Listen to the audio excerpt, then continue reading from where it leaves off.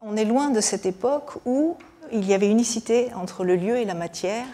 Il y avait unicité tant de la réflexion de « je vais installer ici quelques pierres, je vais installer ici une maison ». On est loin de ça. Et l'architecture, pourtant, elle doit répondre à des questions aussi importantes que ça, mais dans un temps très très court. Le lieu du logement, c'est éminemment le présent. On ne peut pas rater un immeuble de logement. On ne peut pas faire du caricatural avec un immeuble de logement.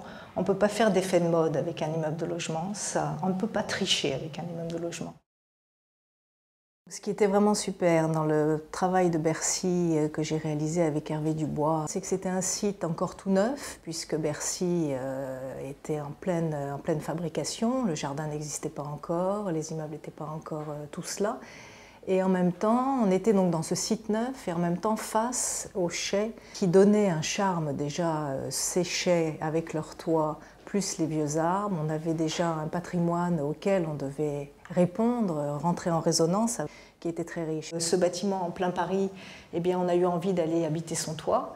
C'est une partie du toit qui est complètement publique, c'est-à-dire accessible par les 3 cages d'escalier de ces 58 logements s'ils veulent. Donc voici depuis l'intérieur du logement la hauteur et demie du séjour. On aperçoit éventuellement les plantes vertes sur sa propre terrasse. On va prendre ce petit escalier, puis on va ouvrir une porte et on va arriver là-haut.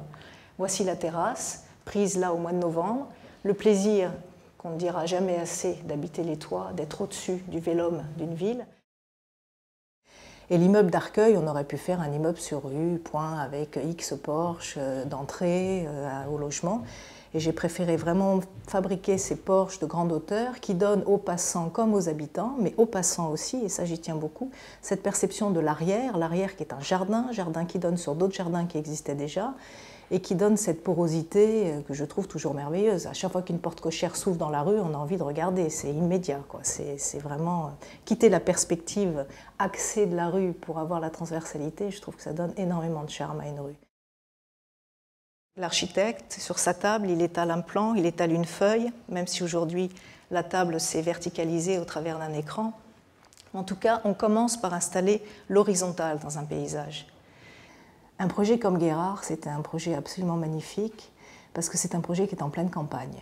Et installer une école, c'est une école maternelle, c'est à la fois très simple, puisque c'est autant de classes qui sont autant de lieux de vie magnifiques, puisqu'une école maternelle, c'est autant de coins, autant d'activités multiples qui existent simultanément les unes aux autres. Donc c'est vraiment c'est comme une maison, une classe maternelle. C'est une salle de repos ici qui vient s'installer. J'ai préféré installer ces quelques gradins qui s'ouvrent sur cette sorte de salle de conte à ciel ouvert, elle aussi. C'est calme, c'est en adéquation avec le site et ça raconte un usage spécifique et c'est un espace qui fonctionne plutôt bien. Quand on revient en ville avec des équipements aussi charmants aussi et humainement forts que sont les crèches, le projet de la rue d'Agorno était vraiment très riche parce qu'il a une toute petite façade sur la rue et il s'épanouit totalement en intérieur d'îlot, au soleil, au calme et à côté d'une école primaire qui était séparée de la crèche par ce gros mur qu'on a choisi de percer pour percer un peu les limites, faire que les grands d'à côté regardent les petits de la crèche. D'un côté le petit frère, de l'autre le plus grand frère, puis le petit frère il passera dans la cour d'école à côté. C'est pour moi des intentions de vie absolument magnifiques.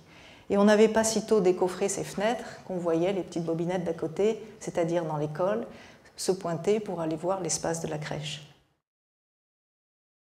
Alors là, on augmente en complexité. C'est un bâtiment que j'appellerais bien la complexité qui va s'installer ici, dans un autre hôpital de la PHP, qui est ce vaste périmètre au Kremlin-Bicêtre. On est loin des 1200 mètres carrés de Guérard, des 900 mètres carrés de la crèche. Là, tout d'un coup, on est à 18 000 mètres carrés dans un site très complexe parce que hospitalier, axe d'urgence à préserver pendant toute la durée du chantier, bâtiment qui devait se raccorder sur 3 niveaux à un très gros bâtiment hospitalier qui existe juste à côté. Mais j'ai quand même l'impression que quelque part, on a travaillé une grosse crèche. On n'a jamais laissé la complexité banaliser l'espace. Si le bâtiment représente la collectivité, s'il est là pour rassurer, s'il est là pour accueillir, s'il est là pour soigner, dans tous ces lieux, les gens doivent se retrouver comme humains, comme individus dans ce bâtiment. C'est vrai pour le personnel, c'est vrai pour les visiteurs, et c'est vrai évidemment pour ceux qui sont soit en train d'accoucher, donc pas des malades, ou ceux qui sont malades.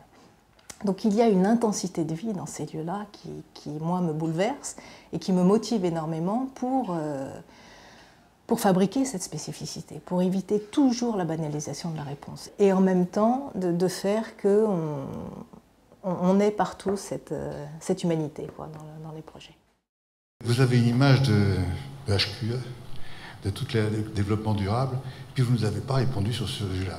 Vous avez parlé de beaucoup de choses, mais moi je m'attendais à ce que vous développiez cette partie-là, et je suis...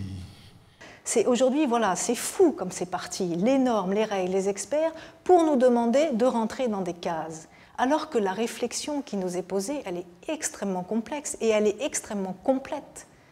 Et on est tellement en ce moment dans un avis de tempête perpétuelle qu'on nous annonce, hein, c'est tempête tous les jours dans tous les domaines, qu'on n'a plus ce moment où on se retire un petit peu pour regarder un peu dans le fond des choses. Or, quand on fait un projet d'architecture, on est obligé de regarder dans le fond des choses. Sinon, on fabrique quoi? On fabrique des casseroles avec des fenêtres qui font comme ça, on met des résilles dessus, et ça s'appelle des bâtiments, et ça s'expose, et ça se publie beaucoup. Mais ça ne tiendra pas, ça tiendra pas. Il y a une question que je me pose aussi souvent, c'est quelle ruine va donner notre époque? Quand je construis un bâtiment, j'y pense. Quelle est la ruine, quelle est la trace qu'on laisse? Eh bien, je me dis que d'abord l'espace Vière est une ruine très importante, mais je me dis que les lieux de charme sont des ruines importantes. Que ce soit quelques logements par ici, que ce soit une place, que ce soit un très grand bâtiment à côté d'un très petit, enfin toute cette résonance qu'on peut fabriquer quand on fabrique la ville ensemble sont ces lieux de charme, et c'est eux qui feront, je pense, des belles ruines, au sens aussi où les choses repartent à partir des beaux lieux.